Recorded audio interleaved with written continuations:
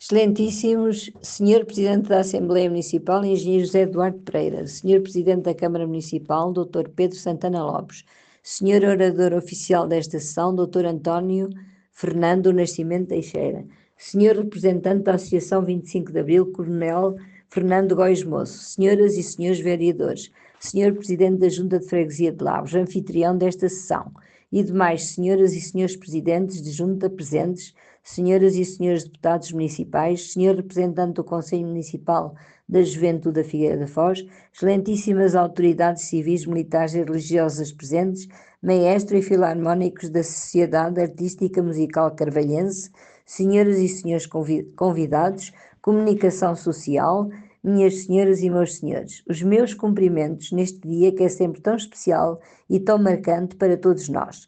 Há precisamente 51 anos, a minha geração viveu a mais gloriosa manhã do mais glorioso dia da história do Portugal moderno. Naquela ditosa manhã do 25 de Abril, após a ansiedade e o medo iniciais, a alegria rebentou no peito de cada um de nós. Tomou conta das ruas, toda a gente bebia das notícias que ia ouvindo. Estava tudo suspenso no dia em que se lutava por um novo paradigma, um novo amanhecer de esperança, um novo futuro para o nosso amado Portugal. Em todo o lado se viam pessoas com rostos sorridentes, dando vivas à liberdade. Aquilo que poderia ter sido um banho de sangue tornou-se da mais bela e poética revolução de que há memória, a revolução dos escravos, dos risos estampados nos rostos e das lágrimas que brotavam de olhos cheios de espanto e emoção. Enfeitavam-se os canos das espingardas com rubros cravos que eram também agitados nas mãos do povo numa alegria incontida e que rebentou espontânea logo às primeiras notícias da manhã. Era quase inacreditável, era um sonho tornado realidade. O 25 de abril de 1974 derrubou a mais longa ditadura fascista da Europa. Durante 41 longos anos vivemos amordaçados, no corpo e na alma, mas finalmente podíamos gritar liberdade. Naquele dia e até ao presente, temos sido um exemplo de coragem e amor à liberdade e à pátria, para o mundo inteiro. Somos um país que se soube reinventar, depois de um longo tempo de escuridão, opacidade e distância do mundo. Tudo isto sem derramamento de sangue, um autêntico hino à liberdade como jamais se viu. Depois de uma longa noite de repressão, de tortura, analfabetismo, pobreza, discriminação, atropelos aos direitos de liberdade de expressão, dos direitos no trabalho, dos direitos das mulheres, de um atropelo gigante a tantos e tantos outros direitos, a liberdade saiu à rua, vestida com o seu traje de gala, e o fato assentava-lhe tão bem. Custou muitas vidas às mãos da PIDE, muitas lágrimas, muita fome, muita angústia e medo recalcados, espezinhados, a vida de muitos jovens a tombarem em combate numa guerra que não era indubitavelmente a sua, mas que eram obrigados a assumir, ou isso ou a fuga para outros países, para não serem mortos e para não matarem. Quantos pereceram, quantos retornaram estropiados, quantos ficaram marcados na alma para o resto da vida.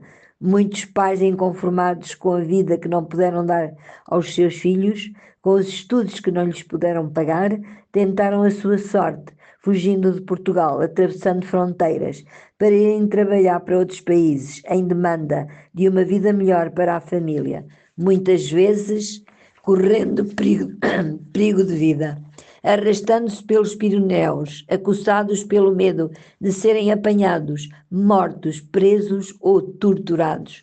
É preciso cada vez mais escrever sobre tudo isto que se viveu durante a ditadura. Falar aos mais jovens, sem reservas, ensinando-lhes o que foi o fascismo, dizer-lhes quanto é valiosa a liberdade de expressão, lembrar-lhes que houve um tempo em que não se podia falar de direitos e de liberdades, que não se podia sequer votar. É por isso que votar é um dever cívico de cada um de nós. Perdão. Só exercendo o direito de voto se pode ter uma voz de acordo com a nossa consciência. Sobretudo, elucidar os nossos jovens, mantê-los verdadeiramente informados, para saberem honrar o passado e fazer escolhas conscientes no futuro. O mundo atravessa um momento tremendamente conturbado e sombrio da sua história. Era impensável há meia dúzia de anos atrás que em pleno século XXI um país livre tivesse a ousadia de atacar outro país livre, promovendo a morte e a destruição de um povo que vai resistindo estoicamente. Falo, claro, da Ucrânia. Mas falo também de uma vingança absolutamente hedionda de Israel contra o povo palestiniano, como resposta a um cobarde ataque terrorista do Hamas. Até quando vão continuar a matar como represália? Quando é que pensam parar? E o que dizer das posições tomadas pelo presidente do país mais poderoso do mundo? Como é possível que uma pessoa com tanto poder só pense em dividir, atacar, obter contrapartidas até de ajudas já anteriormente prestadas pelo seu antecessor? Deportar, criar taxas protecionistas absurdas que serão um duro golpe para a economia mundial, cujas consequências podem ser terríveis para milhões de pessoas, especialmente para as mais vulneráveis, se não arrepiar caminho. E a pretensa tentativa de ingerência na liberdade de expressão de estabelecimentos de ensino superior, no seu país e mais além. Que governação é esta? A Europa tem que se unir e tem que compreender que nestes anos todos andou adormecida e não acautelou uma série de fatores importantes.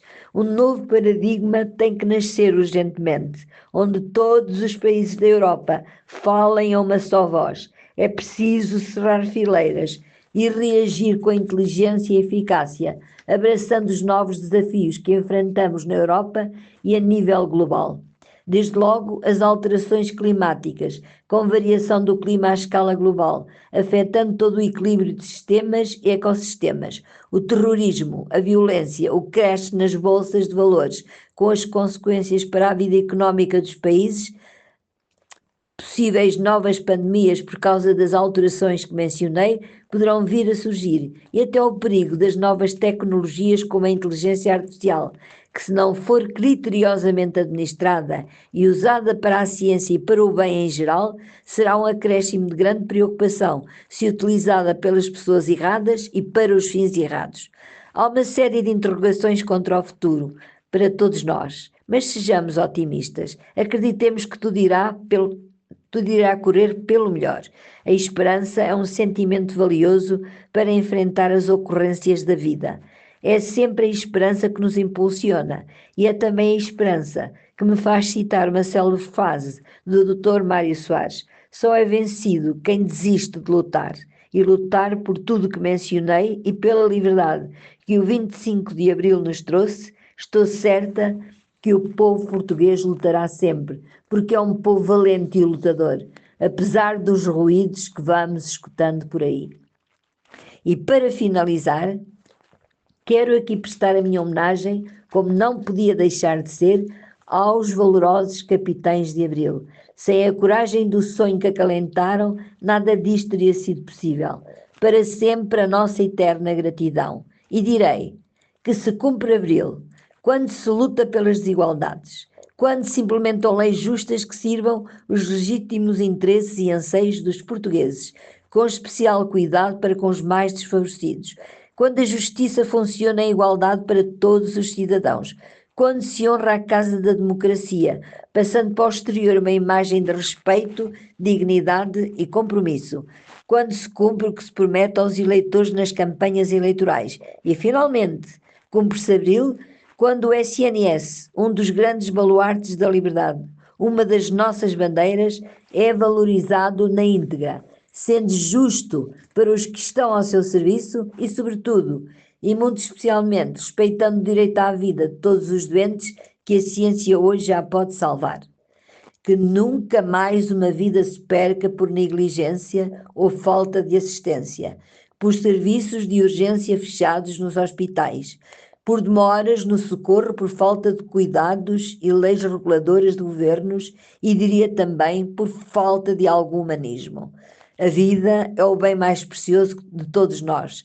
Nenhuma mãe merece dar à luz ajoelhada no corredor de um hospital ou numa ambulância dos bombeiros. Nenhum doente merece morrer na rua em frente de um hospital. Viva o 25 de Abril sempre!